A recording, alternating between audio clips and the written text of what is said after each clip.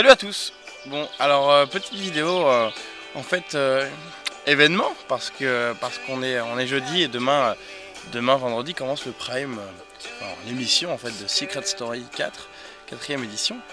On a pas mal de petits trucs quand même qui sont sortis, même en fait beaucoup je trouve par rapport aux années précédentes, avant le jeu.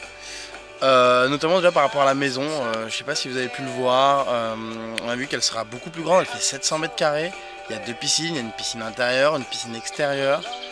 On a aussi des miroirs sans teint, ça je trouve ça incroyable. C'est en gros le concept, c'est que par exemple depuis la douche, les gens pourront voir tout ce qui se passe dans la maison, dans la cuisine, etc. Et évidemment, de l'autre côté, on ne peut pas voir. C'est-à-dire quand on est dans la cuisine ou dans le jardin, on ne peut pas voir ce qui se passe dans la douche. Donc c'est marrant pour espionner, etc. Moi j'aurais bien rigolé avec ça. J'ai aussi un petit tip à vous donner qui est quand même de taille. C'est que cette année, la maison a encore un secret. Qui sera inscrit dans le jardin et pas dans la douche. Et il restera très peu de temps. Je peux pas vous donner toute l'info parce que c'est comme ça. Mais je sais de source sûre que voilà, il restera très peu de temps et il faudra être très vigilant là-dessus. On sait que le casting est pas excellent, la prod l'a confié. Moi j'ai entendu des bruits de couloir comme quoi ils n'étaient pas très satisfaits. Les annonces d'Elphacy que vous avez pu voir partout, bon, on sait qu'elles sont à peu près bidons dans le sens où elles sont à chaque fois reliées à des anciens candidats, ce qui est strictement impossible. Vous voyez dans la maison, genre, salut, moi je suis le mec de Léo, moi je suis le frère de machin et la sœur de truc. Donc c'est impossible en fait. Ils essaient de relier un minimum les nouveaux candidats avec les anciens. Donc voilà, je prends une petite pensée pour eux quand même, qu'ils doivent être tous isolés. Là en train d'attendre comme des fous le Prime, ils ont dû faire le générique, tout ça, ils doivent attendre demain mais à en crever parce que mine de rien on a peur, hein. Moi je sais que quand j'étais en isolement pendant 2 semaines, moi ça a pris 2 semaines, je flippais vachement, je me disais merde, si je me pète une jambe ou un truc, voilà, je peux me niquer mon truc, donc c'est quand même intéressant de le préciser. On a remarqué aussi que cette année ils ont pas mal d'innovations, ils essaient un petit peu de pas s'essouffler, ce qui est compréhensible. Il y a l'espèce de Before Secret ça qu'on retrouve sur internet en ce moment. Les mecs sont là et vivent dans leur petite maison là et on doit déjà voter. Je sais pas, moi je trouve ça bizarre de pas lâcher tous les candidats d'un coup comme ça. J'ai toujours dit que c'était une erreur, même quand ils m'ont annoncé que j'ai rentré une semaine après, j'aurais dit que c'était une erreur.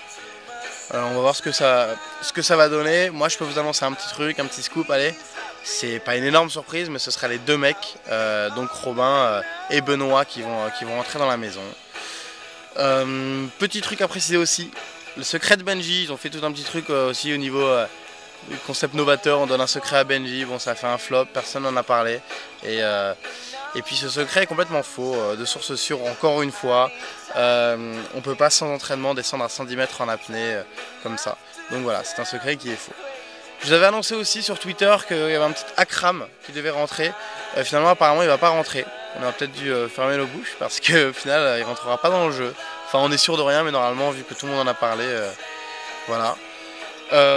Elphacy ne sera plus en guerre avec Audible, en fait ils ont enterré la hache de guerre, normalement ils devraient s'entendre et l'agence SIPA, j'avais annoncé sur mon Twitter en premier que l'agence SIPA n'avait plus d'exclusivité. Donc voilà, maintenant Elphacy et Endemol sont tous copains, donc si vous attendiez des gros clashs, normalement vous allez en avoir un petit peu moins sur son blog. Voilà, 2 petits trucs à préciser.